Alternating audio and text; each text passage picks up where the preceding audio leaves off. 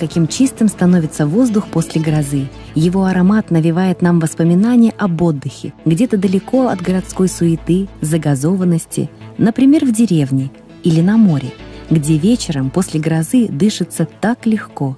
И эти ощущения не спутать ни с чем. Хочется дышать полной грудью, чувствовать себя молодым и бодрым. Что происходит в воздухе? Почему он чудесным образом изменяет свои свойства?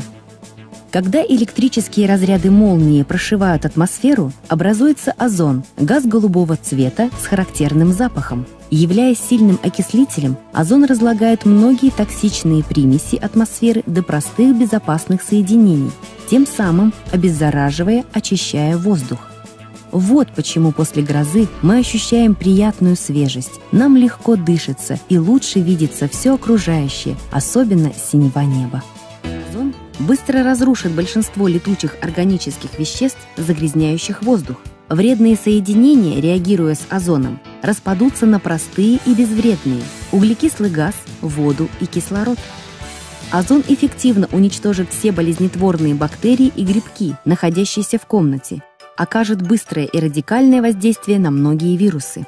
Произойдет очистка воздуха от неприятных запахов и взвешенных частиц. Озон не воздействует на человека и домашних животных, так как клетки многоклеточного организма имеют свою антиоксидантную систему защиты. Но все же не рекомендуется вдыхать высокие концентрации озона, поэтому во время озонирования помещения лучше из него выйти. После отключения прибора озон в течение примерно получаса превратится в обычный кислород.